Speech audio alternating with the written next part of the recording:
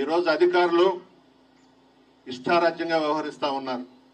ఇద్దరు మాజీ మంత్రులు ఈ రోజు ఇక్కడికి వస్తే ఎంపీడీఓని లేకుండా చేశారు. ఇక్కడ బుద్ధుందా నీకు ఎంపీడీఓ అని అడుగుతా ఉన్నాను నేను, సిగ్గుందా అని అడుగుతా ఉన్నా. ఎల్లకాలం ఈ ప్రభుత్వం ఉంటుందని అనుకుంటున్నావా నువ్వు? ఆ కొత్త వంగళ్ళు సర్పంచ్ని ఈవో ఆర్డి అంట, వాడు ఎక్కడి నుంచి వచ్చినాడో వాడినైతే మనం వదిలిపెట్టే ప్రసక్తే లేదు. వాడంటాడు ఆ మహిళను కూడా చూడకుండా నువ్వు ఒక్కదానివే నెల్లూరుకి రా, ఈ కొడవలూరు మండలం ఇన్ఛార్జి దగ్గరికి నిన్ను తీసుకువెళ్తాను, నీ చెక్ పవర్ రద్దు కాదు, నువ్వు కండువా కప్పించుకోమని మాట్లాడాడంటే ఆ ఈవో ఆర్డీని అడుగుతున్నా, నీకు భార్య లేదా అని అడుగుతా ఉన్నా, నీకు తల్లి లేదా అని అడుగుతా ఉన్నా, నీకు అక్క చెల్లెళ్ళు లేరా అని అడుగుతా ఉన్నా, సిగ్గుందా నీకని అడుగుతా ఉన్నాను. ఒక పేద మహిళ దళిత సర్పంచ్ని నువ్వు ఒంటరిగా రమ్మని నెల్లూరుకు పిలుస్తావా? ఇదేనా ప్రభుత్వం అంటే? ఇదేనా పరిపాలన అంటే? సిగ్గుండొద్దు.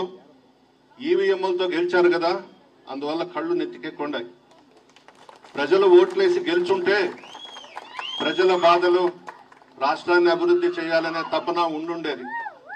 మోడీ గారి సహకారంతో ఈవీఎంలతో అధికారంలోకి వచ్చి ఇటువంటివి చలాయిస్తా ఉన్నారు. పేదవాళ్ళు, ఎస్సీ, ఎస్టీ, బీసీ, ముస్లిం మైనారిటీ సర్పంచులు, వాళ్ళ మీద నా మీ ప్రతాపం, విఓఏల మీద నా మీ ప్రతాపం, అన్యం పుణ్యం ఎరగని ఫీల్డ్ అసిస్టెంట్ల మీద నా మీ ప్రతాపం. ఒక్కటే చెప్తున్నా, ఎలక్షన్స్ రాబోతా ఉన్నాయి 2027లోనే. మరలా జగన్మోహన్ రెడ్డి గారు ముఖ్యమంత్రిగా ఆ సీట్లో కూర్చోబోతున్నారు. ప్రజలందరూ కూడా ఇప్పటికే 8 నెలలకే విసిగి వేసారిపోయినారు ఈ ప్రభుత్వం మీద. ఎలాగో మీరెవ్వరూ కూడా తెలుగుదేశం పార్టీకి కానీ జనసేన పార్టీకి కానీ ఓట్లు వేయలేదు. మీరేసింది ఫ్యాన్ గుర్తుకే మనకు వచ్చింది 40% ఓట్లు వచ్చినాయి. ఈవీఎంలను అడ్డం పెట్టుకొని అధికారంలోకి వచ్చి మన మీద పెత్తనం చేస్తా ఉన్నారు. అధికారులు గుర్తుపెట్టుకోండి, ఏ ప్రభుత్వం కూడా శాశ్వతం కాదు, అధికారం శాశ్వతం కాదు.